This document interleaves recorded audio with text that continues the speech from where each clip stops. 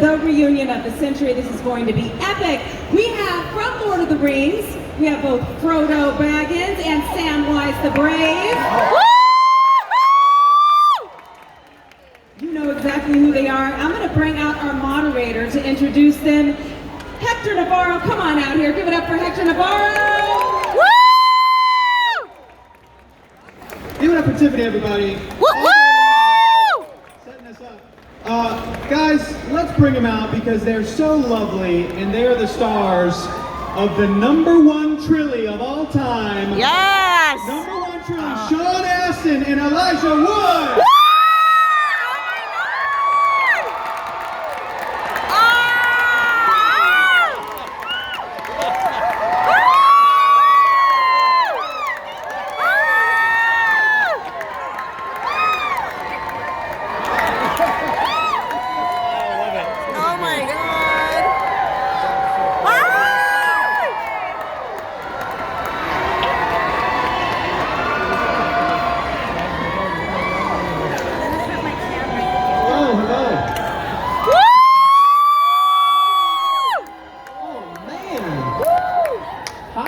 Los Angeles. Woo! Soy Hector Navarro. There's a lot of you here. This is amazing. Hi. Wait, can you say my name again with that? Well, I said I'm Hector. Soy Hector Navarro. Yes! Wow. De Los Angeles. Hola, Los Angeles.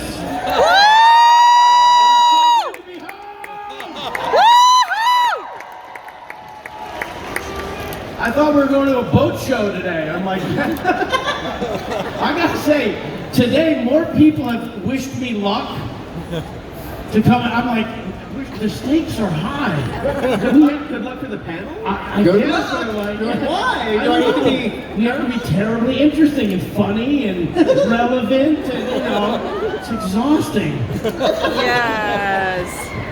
Yeah. You guys are good. If it doesn't go well, it's my fault. That's why I'm here. You guys are fantastic. Name Hector. These guys are so sweet. We are going to open it up to the audience for fan questions. We're absolutely going to do that. Oh my I want God. to give as much time for that Now I as gotta possible. But think. these guys are so sweet. Sean said, Hector, just open up with whatever's interesting to you. I just have a few questions for you guys. There are so many things that you are both in that I think we all love. It's crazy to sit there and look at everything that you guys have done. But I have to mention, I'm a lover of animation.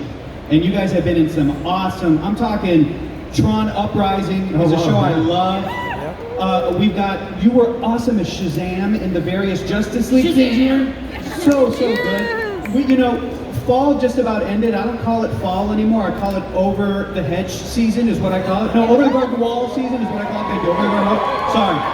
Over the Hedge is tomorrow, William Shatner. But Over the Garden Wall, which is a beautiful show, so good. And Sean, I think you should say the name of something and have the audience guess whether it was me or Elijah in it. Yes, we could try that. Next one. Okay, which one of these two was in Rudy? Okay. Sean! And also, Sean, I gotta mention Teenage Mutant Ninja Turtles, the 2012, one of my favorites. Yes. So just to talk about animation and the work you guys have done, I would love to ask, you guys are actors, you're on-camera actors, you've also done animation. What to you is the key for when you go do a voiceover, voice acting job? Ooh. Oh, that's a great question. I mean, it's so cool to start with animation. It's such a great way to start a show. Yeah, it's really different, but it's also the same. In the sense that, you are building a character and imbuing that character with life and reality and whatever that character needs to be. So that process is the same. But what's different is that you're not thinking about any of the physicality in a traditional sense. You don't have props, you don't have, oftentimes you don't ever have other actors to work opposite. Given that it's done in a studio in front of a mic, they can schedule it around people's availability. So sometimes it can be a very solitary experience. And so it's trying to make something that is physically not happening to you seeming like it's happening to you through your voice, which is a really interesting challenge. There's no artifice, there's no wardrobe, there's none of the context that you get when you're on a film set, which provides you as an actor with so much of the choices that you make. You're reacting to everything around you as well as the people opposite you. Animation is this really technical, focused you know, each line, you're imbuing it with all these sort of things that you want to, in a way that you don't quite think of in that focused way, quite the same on a film set. Would you say that's true? I sort of just want to go to your next animation voiceover recording session and pantomime stuff in front of you, so you don't feel like you're just alone in front of the Thank camera. you, thank you. Yeah, I don't know if I do it well, but I'd be enthusiastic. I always want to help Mr. Frodo. Of course, everything you said is exactly, I think, universal. But there's so many ways to get at this conversation. I don't think I've been able to really enjoy in podcast or settings like this talking about animation. So I just love that you brought it up. But one thing is you can look at anything. I remember saying they're doing an animated thing of Crayola crayons, and I'm like, I could be the blue one. You're like, oh, well, there's doves. Like, I could play a dove. I could play a stick. I could play a rock. I could play. There's like nothing that you can conceive of that you couldn't be the voice for. And then when you work on different shows, I mean, the three I have in mind at the moment are Oso, Special Agent Oso. Yes. Special Agent Oso. It's all part of the plan. Which is Disney Channel. Before they had Disney Junior. And you get to know, and Bunnicula. Does anybody know Bunnicula? Great show. The book from the 70s that we did 3 years of, and Jessica, who was the creative force behind it. Like Ford did Oso, Jessica did that, and then Cyril Neal did the Turtles. And you get to, I key on these people who are the like creative center of gravity in the show. And you walk into the booth and you're like, tell me what you're working on. Tell me what's going on. Oh, well, we're finishing this episode, and they just gave us, this arc is going in this direction, and oh, here's some sketches. Jessica would show us sketches of what she was doing, and I'm like feeding off of how they got a show sold and how they get to the patience that they have to have over a 2, 3, 4, 5, 6 year period. We're just dropping in for for a day or 2 or 3, and they're so excited because they've been building this house, and when we show up, it's like the day they put the grass and the flowers in. It's like, oh, now it's a house. You're like, no, you built the whole architecture for it. It was a house before we got here. So there's just something about their passion, their professionalism, their creativity that I'm playing to them. That's cool. I'm playing to them. I want that person to be happy with what I'm doing. And usually, there's a director, and the directors are always have so much energy, and they have to manage so many different personalities and people and the clock and this kind of thing. And so they're like your pace car. You're holding on to them for dear life to make sure you're doing what you're supposed to do. But then you're looking right behind them on the couch through the glass at the creator when the creators, you can just tell when they're happy, and you can tell when they're not. And you want to it makes it so fun. You're like, oh, now we're doing Lego. Oh, now we're doing video game. Oh, now we're doing this. And you walk in and you're like, what an unbelievable career to get to do. I get home and my wife and kids are like, what did you do today? I'm like, oh, I was Chester. Night of the Living Invasion! Like, that was your day, Dad? Yeah, did you have an essay? What did you do? You know what I mean? It's like, Well, I just love when I'm watching something and I get to hear you guys. It brings me so much joy, but you're also so fantastic at all those various roles that you mentioned, so that's awesome. So I got to ask about animation. I think after that, we can go ahead and open it up to the fans. If anybody's got fan questions, I'll try to also, if I can help, if you guys need me to repeat any of the questions, I can try to hear them and then repeat them. And we've got somebody here with the microphone coming out into the crowd. Elijah, Sean, would you guys like to pick somebody that's got a question for you? Hector, you be in charge. I think you should stand up, walk to the front of the stage. Too much pressure. You guys stay there. Age range, diversity. The Invisible Man is here. My God. One of the broke girls here. How about here? Right here. She's got a question. I'm saying, look, the Invisible Man is here. I'm like, where? Hi everyone. Hi Sean. Hi Elijah. Hi. I'm excited. So my question is for Elijah. I heard that you like video games. Yes. What is your all-time favorite video game, and are you playing anything now? Ooh, all time? I mean, that's like all-time favorite movie, all-time favorite record. It's so hard, but You have 2 kids. Which is your favorite one of them? nope. Nope. What do you all-time first of all, favorite? I would say formative game for me. Growing up as a child of the '90s, the LucasArts adventure games were really significant. Yeah. Yeah, oh man, they're the best. And Monkey Island was really, really significant, and sort of probably was the first one that I played that really set me into becoming a fan of that particular genre. And I've played so many since. So I would probably say the original Monkey Island game, and the new one is great. It's great, like such a beautiful return. It's playing the hits and continuing the story. It's so great. But yeah, that game in particular. And what am I playing now? The new Monkey Island. But I just downloaded the new Call of Duty that I'm really excited about. And, Woo, woo! everyone keeps telling me how great the new God of War is too. Sean, do you have a favorite video game of all time? Pong. Yes! Another Woo! one, honorable mention. This is just like nostalgia for me, because games are nostalgia, especially when you grow up with them. But on Game Boy, Super Mario Land. Did anybody play Super Mario Land? Elijah, And in particular, that soundtrack, Yes. it's just, I'll sometimes just pull up the YouTube of the end theme and fucking jam, dude. Yes! I'm literally not joking. I'm playing that for the first time right now. Yes. And I wish that my girlfriend was like, "You've never played that? They're Super so Mario good." Land is and I started great. playing it. It's this weird. You step on a guy and he goes and falls off to the side. It's a beautiful game. It's so good. So good. Game Boy. So I did the narration for a documentary called Video Games the Movie. Yes. Oh, you did? That's cool. It's good. You should. Elijah, you should watch it. At first, the guy, Jeremy Sneed, who produced it and directed it, he came to Alabama. I was working on a movie, and he just wanted to interview me about video games. And I'm no, connoisseur. I mean, I can't tell you who the designers were and that kind of thing.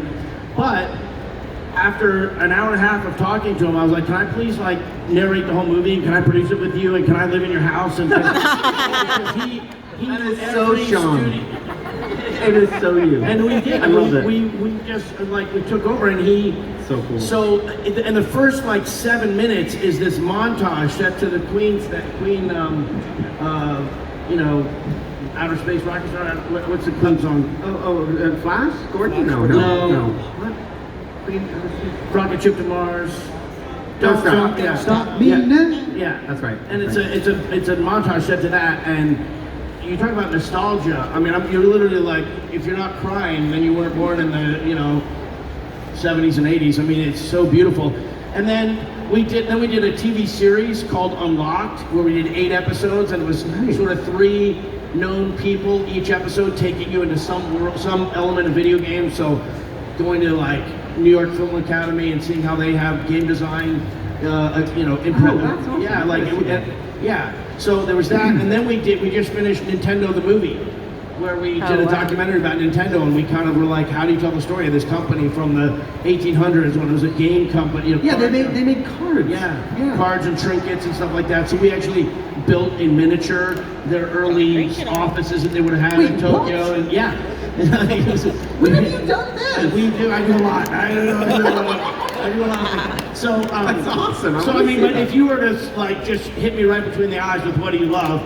Age of Empires, skirmish mode, Age of Empires 2 skirmish mode, and my wife and I'm pretty sure You guys got down with that game. We networked the computers together, land them together, and my wife and I would be like, you hear the baby crying, you're like,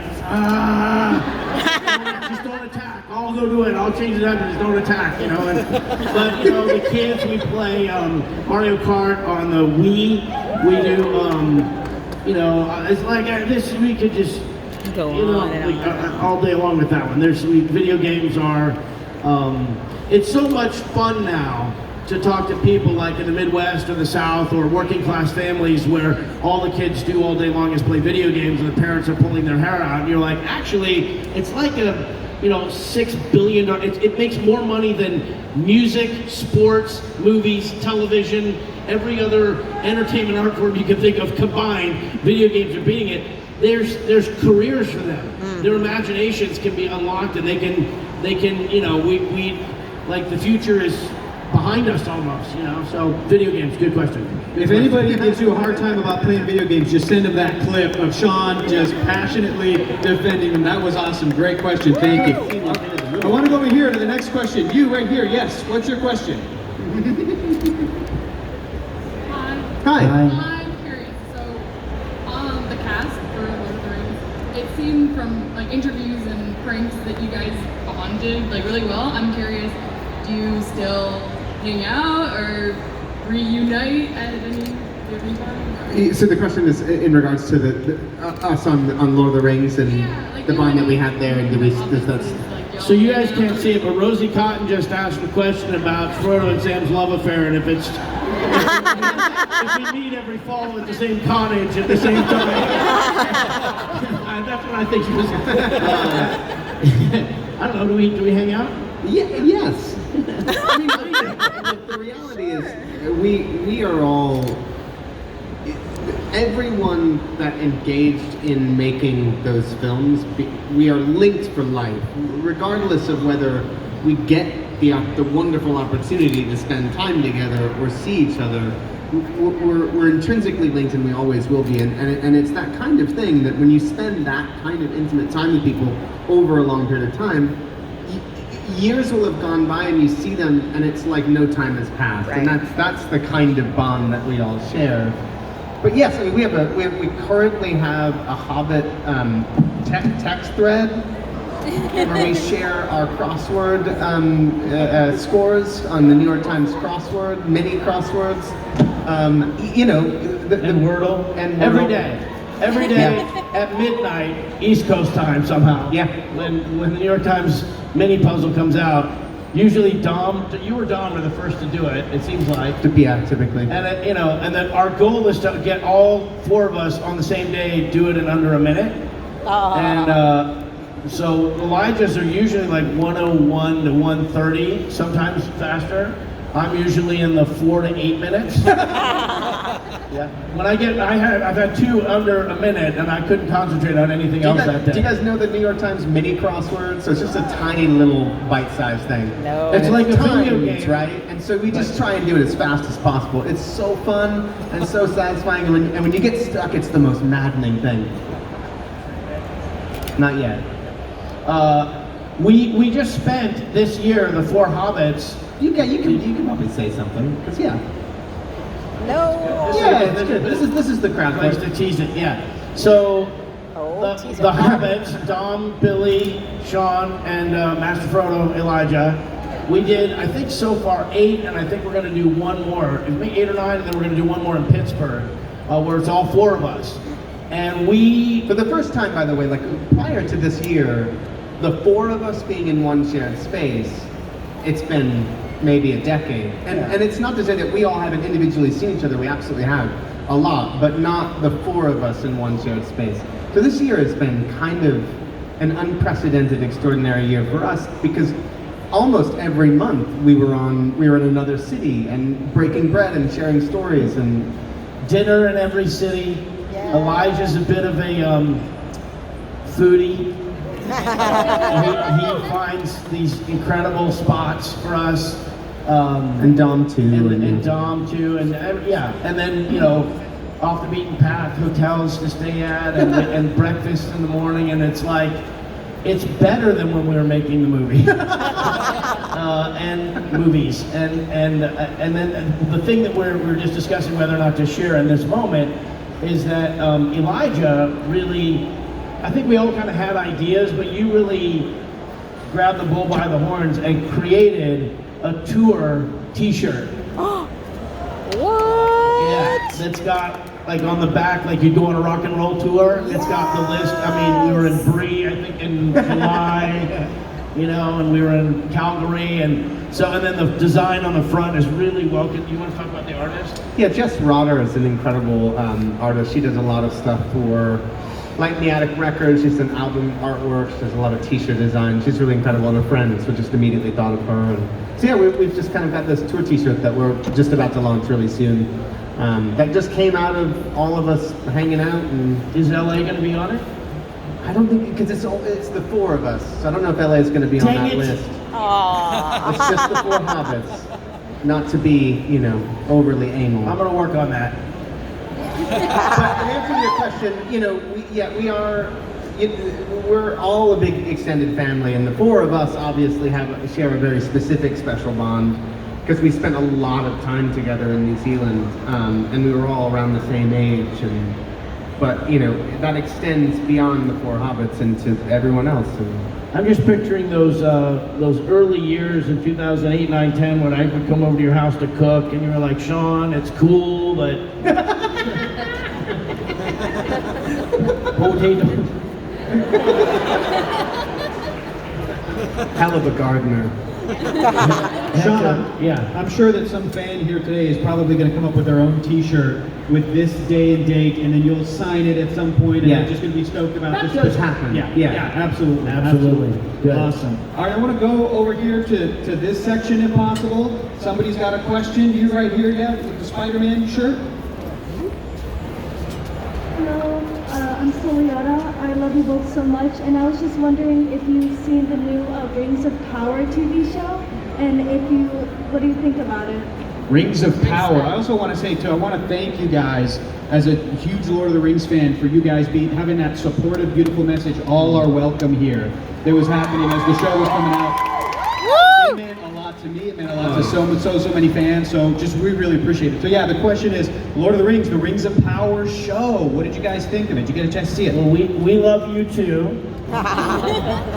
Even though you're not that tall yet, we still love you. Thank you for your question. You want to go first? All right, so yeah, that moment of solidarity with all the different races and species that are in Lord of the Rings, and just sort of communicating our solidarity with the cast of the Rings of Power, and with the creative artist loving world. Yeah, I mean, it's obviously something that has something that festers in the online space. Certainly has more expression of, rightfully so, of a wider variety of people present in culture, and in culture that we all love, Star Wars and Lord of the Rings and so on and so forth. There's obviously a really shitty backlash to that is a little unsettling. So it was starting to happen a little bit for the folks that were about to release this incredible series, and so it was the least that we could do to sort of say that we stand by everybody, and that is a space for everyone, and as it should be. Right. And I think the overwhelming feeling that the show has had and that the cast has had is really positive. Positive, yeah. Yeah. So, but I watched the first 2 episodes when I was making a movie in Chicago, and I thought they were incredible.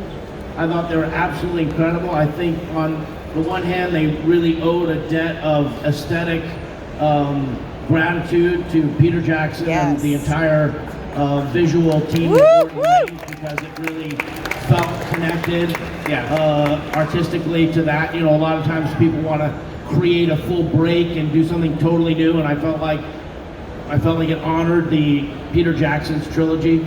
But then, where they've come digitally, the paintings, the cast. I mean, I love that. For me, Lord of the Rings is about Peter and Fran's and Philippa, but really Peter and Fran's storytelling. And what was amazing was that a filmmaker who was working on such a big canvas didn't have to kowtow or have their wings clipped by a studio because of money. He was able to make an intimate, story on this massive backdrop. This series, what's interesting to me, and in the first half of the first episode, they're setting up multiple seasons. They're setting up all these storylines. So it's a different emotional connection. And by the end of the second one, is it spoiler alert? when they're going to the Grey Havens and she realizes it's a trap and she goes into the water, Galadriel goes into the water, like, I'm all in. And I'm all in with it. So I haven't had time. I'm in grad school and doing a lot of other stuff, but I'm looking forward to. And the people I've talked to, I don't think I know whether you've seen deeper into it. I've only seen 3 episodes, but what I saw, I loved. So, but I'm a the booster. I'm a booster for it. You know, 20 years ago when we started doing conventions, people would say, "Well, do you ever think it'll be remade?" And you know, people, "Oh no, it'll never." I'm like, "Yeah, of course it's going to be remade." And I said, "I bet in 20 years they remake it, and I bet it'll be awesome." Right. So since I'm Nostradamus and accurately predicted the future, the least I can do is continue to enjoy what they're doing. It's a great question. Thank you. I want to get somebody from over here in this section right here. Who's got a question? You've got a question? Go ahead. Hi. I wanted to continue what you guys were talking about with the Hobbit tour. I was really hoping Dom and Billy would be here today, but they're not. And since they're not, I was wondering if you guys could tell us a story about them, like something. A story you guys about them. done together. Yeah. That might catch up to them on their travels. I think it feels like a good time to embarrass them. I don't know about you guys if you wanted. That'd be a perfect opportunity to embarrass the heck out of them. Well, you got to be careful what threads you pull on. The thing is that they've done a very good job of sharing their own embarrassing stories. They got a great podcast. The Friendship Onion. You guys listen to the Friendship It's Onion? great. Their podcast is great for anyone who's not heard it. I highly recommend. Those 2 men are built for that medium. They are so good. They're so naturally funny and riff off of each other so beautifully.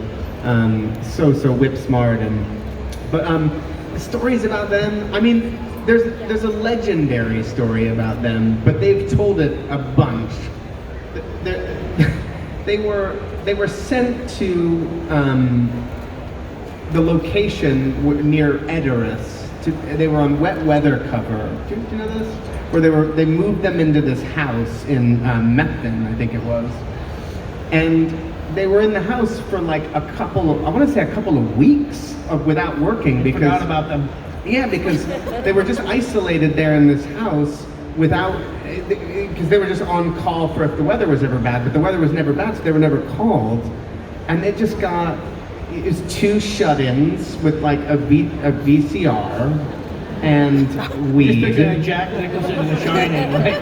And then the hobbits went mad. I think it started really fun and then it got crazy. And there's the thing about it is that there's video of it and they don't know who has the footage.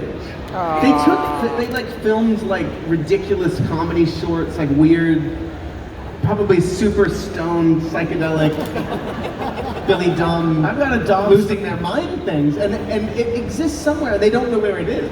I've got a Dom story that's really about Elijah. we were in, I think we were going to Toronto. We were, like I said, we've done like 8 of these cities, so I can't remember exactly what city it was. But they were at Burbank Airport, and Dom's passport or his visa or something wasn't right, and they were taking too long, and there was something where they wouldn't print a boarding pass for him. So we both check in. We're both going to the same destination. We're on the same flight, going to Toronto, and get to the gate or get to the check-in. I get my boarding pass, and they won't print his boarding pass, and they can't figure out what it is. And there was something about like a form that he had to fill out that we weren't told about, some visa form. And so it's taking a long time. He fills this thing out. That still doesn't execute the boarding pass. And what started as being a fair amount of time before the plane were to leave, it's eating that time, and it's becoming kind of quickly apparent that we're not going to make the flight, or that he's not going to make the flight. And you can go. Yeah, so Elijah gets to the moment where if he's going to make the flight, he's got to decide to go to the plane and say, good luck getting on the plane, or I'll see you on the next one. And Elijah forgoes his flight. Aww. And Dom takes an Uber from Burbank to LAX. They rerouted us, so they rerouted my flight as well. And Elijah, like Samwise Gamgee, carrying his bags, and they go over. And when they land, Billy, who has a podcast with Dom, you've never met two friends closer than these two guys, is like, there is no way I would ever not get on my flight in order to accompany your dumbass. It was fucking hilarious, actually. This dinner, we had this really great dinner in Toronto, and Billy had just had a couple of drinks with some family members, some extended family that he had in Toronto. So Billy was just ever so slightly on the tipsy side, which is rare. But it was that kind of tipsy where it makes you smarter and funnier somehow. And just everything that came out of his mouth was comic gold. And he just went on. And kind of cutting. Like, Billy doesn't have a bad word to say about anyone, right? But when he starts doing comebacks at you, you're like, whoa, did he just sing? That was a singer. But yeah, him declaring that he never would have followed Dom is really fun. But it's an amazing thing when you share meals and travel with people and you know each other so well. And you know, there's a lot of kind of mundane times, you know, okay, well, I'll see you tomorrow, I'll do this, I'll do that, and then all of a sudden something happens, and it just, I don't know, it just is special. Yeah, there you go. Awesome question. Awesome question. All right, I want to come to this section right here. Okay, we've got one right here, arm straight up. She's got a question. Do you guys have a piece of memorabilia from a movie or a set that you are especially proud to have, like a prized possession? I know you're not Maleficent, but who are you? From Vox Machina. You're... Keyleth. I'm just wondering if we say the name of an item from the movie, an artifact that we collected, if you're gonna like cast a spell and take it. You know, you gotta be careful with these. Oh my we have tons of stuff. Not as much as Peter, who has basically the whole movie in a series of sheds. And Well, I have a backpack. Peter literally has bag ends. Yeah. Like bag end is real. Literally. 100% perfect recreation of bag end, built for real, not a film set. Wow. And it's totally I bet amazing. you can go there and A working fireplace, but the art's all the same, the set dressing is all the same. It's totally insane. Well, I think it is a major opportunity for us as billionaire entrepreneurs that they haven't built a Hobbiton inn where people can come and stay in Hobbit holes. I know. It seems like a major... The next step there, because obviously if anyone's been to the Hobbiton's film location, after Lord of the Rings, all of the facades of the Hobbit holes were taken away. And so they opened it up for tours, but it was just these really basic wooden kind of like circular pieces against the hillside. So all of the beautiful set design was removed after the films. And then they put it all back and rebuilt it for the Hobbit, but more. Like I think they added an additional 8 or 10 Hobbit holes and extended it, and the Green Dragon and all that. And then they left that. So if you go now, it's the Green Dragon's real. You can go and have a meal and a drink there. But you're right, there is no Hobbit inn in a Hobbit hole. What the heck? That's a missed opportunity. Well, I'm just saying we could put that together. You know, we'll talk to some. Right? Yeah. And I'm always thinking, guys, always. And we're automatically ambassadors of the Shire. It feels like this turned into like a timeshare presentation, but you guys have a lot of people that you could have. I think they're going to sign up. As long as I'm at the top of the pyramid scheme. I wanted to kind of keep going this way and grab a question from anybody over here on this side. Little baby. Okay, right here. You've got a question right here. Hi guys. Hello. Thanks a lot for being here today. It's great to meet you. So my question is, casting your minds way back to filming on Lord of the Rings, what was your guys' favourite scenes to film? And alternatively, what was the worst scene to film because someone was just cracking up constantly or something like that? Great question. So what was your favorite scene to film? And then what was maybe the most challenging one because someone specifically was cracking up too much?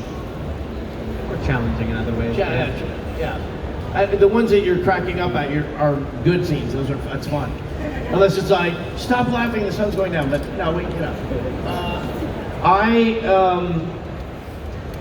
the worst, my worst, well, there were two bad ones. One was, and they both had to do with discomfort and embarrassment.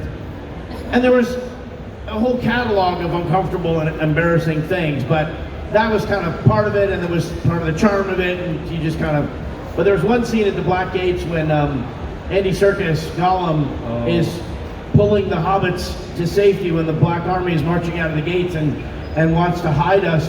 The only time that it was ever clear that the cloaks, our cloaks were invisibility cloaks. They kind of, you know, Yes, where we they can were like see through it. camouflaging, yeah. So they just look like rocks or whatever. there's that, and there's the elven rope that are two kind of like Harry Potter yeah. style magic-y things that they didn't go near, but they were in a moment. It's as like so. So Andy grabbed, for some reason, my cloak that day had a super large hood, and Andy grabbed us and pulled us back and grabbed, we all wore wigs. I don't know if you knew that. Yeah. Every character of Lord of the Rings wore a wig made from real human hair, Russian hair. I don't know if that's interesting to you. So, and he pulled my wig right off. Like the way they do the wig is they slick your hair down with glue, and then they twist little bits and they put rubber ties in so that it's an anchor. They set the wig lace on, and then they put pins through the wig lace, through the anchor of the rubber band, so it's locked in there, so it's not going to come off. And then they glue down the wig lace and they do the makeup of there. Every day of shooting, hour and a half of that, hour of that. Well So, articulated. and he pulled and ripped it off. So I was standing there like naked with my skirt off, you know. And I was so embarrassed. I was really mad, and I just, instead of enjoying it, you know, being like, oh, hi, isn't that funny? I was like, damn it! And I was marching off to go get a new one. I knew it was going to be Andy Serkis was like, what? It was an accident. And it was like, that was the only discordant moment that I could think of. And the other one was, that's the only time it was like a bummer, right? And then I had to be embarrassed and apologize, right, for pouting. So It's kind of miraculous too, because when you watch those movies, it looks like you guys went through some hell.